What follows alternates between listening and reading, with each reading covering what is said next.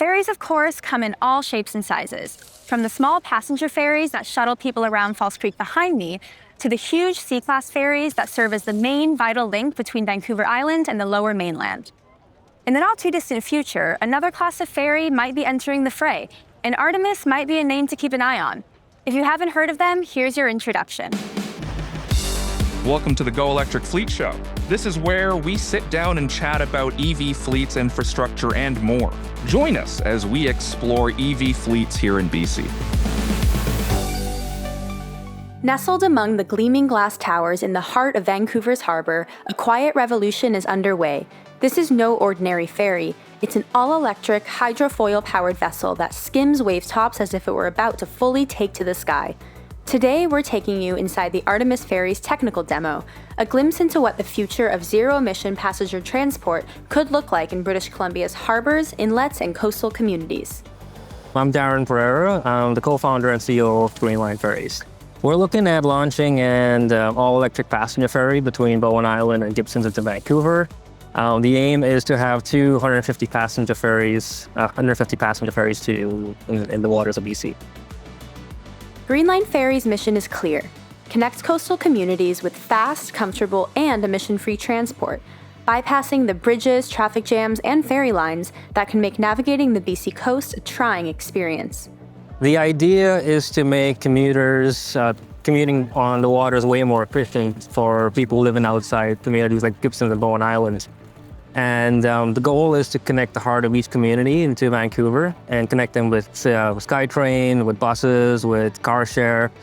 And the best way to do it is with an all-electric passenger ferry, with a high-speed passenger ferry, because it's good for the commuters in the sense that they can bypass all the bridges and the traffic, get connected to downtown Vancouver, and they're on a passenger ferry that's environmentally friendly. There's no emissions, there's no underwater radiated noise. And the waters of BC are actually really beautiful because I've sailed these waters quite a bit. And you can only imagine what it would be like to be an electric ferry that's completely silent, with big windows, and you can actually enjoy the ride. It's almost like rejuvenating transportation in BC. You may find it easy to imagine yourself sitting at a window watching the scenery glide by as if you were watching a nature documentary. This is more than just transportation. This is perhaps one of the best ways to take in and experience all that marine transportation can be: quiet, smooth, and designed for connection. My name's David Tyler. I'm co-founder of Artemis Technologies. Artemis Technologies was founded 7 years ago as a spin-off from the Artemis Racing America's Cup Challenge. So we were developing and designing these high-performance sailboat catamarans using this hydrofoiling technology, which is really a game changer for the sport.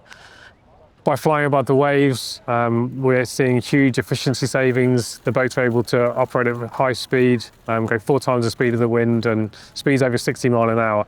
So we wanted to bring that technology from high performance racing into the commercial maritime sector. And really the reason why was to support decarbonisation. People know about range anxiety on electric vehicles. Well, it's even worse with boats. Water's 800 times denser than air, so simply putting batteries in a standard vessel, they're significantly compromised in terms of speed and the range at which they can operate. And so by combining hydrofoiling technology, we're using anywhere between 70 to 90% less energy because of that reduction in drag. And so we're combining that hydrofoiling tech with electric motor technology for the automotive sector and high voltage batteries too. The hydrofoils, the wing-like structures beneath the main body of the hull, lift the entire ferry above the waves. With the main body of the vessel riding above the water resistance drops, and this allows for higher speeds as well as longer ranges on battery power alone.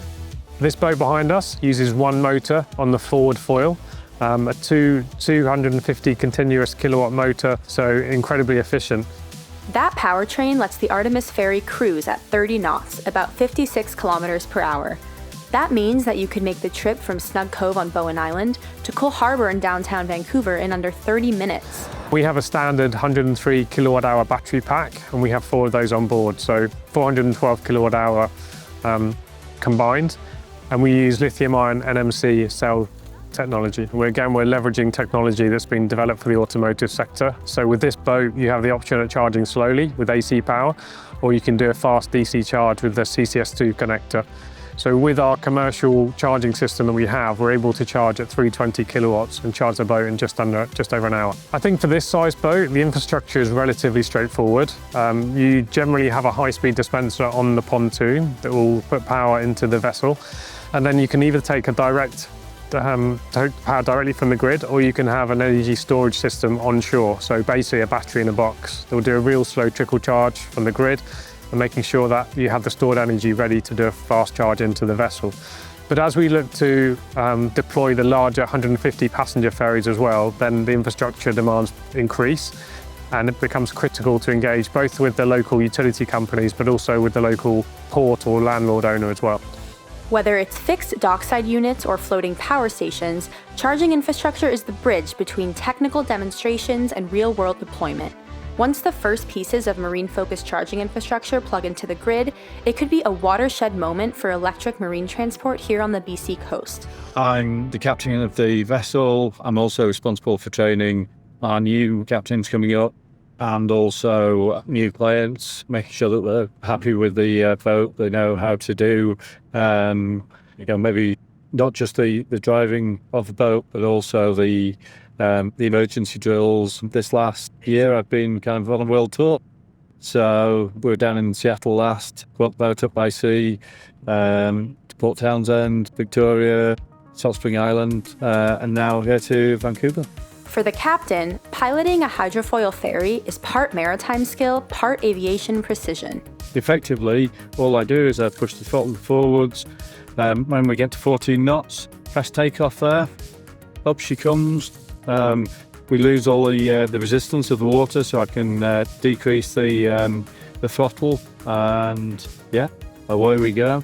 And then she's very much like a plane, in that we actually tilt and then bank round in a turn like the plane would. This demo isn't just a spectacle, it's a proof of concept. Every run gathers critical data for future routes, and every bit of data helps build the technical and business case for communities up and down the BC coast, helping them see that this could indeed be the way forward.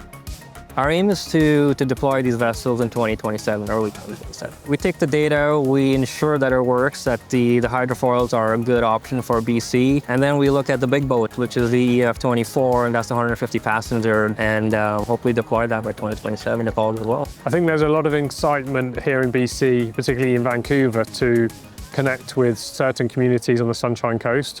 And so we're in Vancouver for the next couple of days, and then we're actually going out to Bowen Island, to Gibsons and to Squamish. Faster, cleaner ferries could reshape the daily commute for thousands, linking communities with economic and social opportunities, while also alleviating the traffic bottlenecks we've grown begrudgingly used to. The biggest challenge that we find, everyone asks about logs. What are you going to do about the logs in the water? But we have a lot of solutions.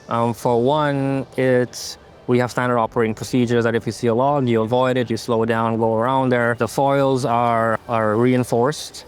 We have technology on board that we're testing to ensure that it can detect logs. And so that's what we're going to use to ensure that we avoid logs.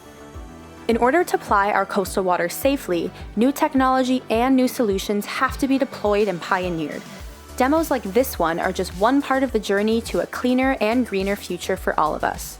Hundreds of thousands of British Columbians live along these coasts, and diversifying the portfolio of zero-emission transport options at our disposal is key to a cleaner, greener future.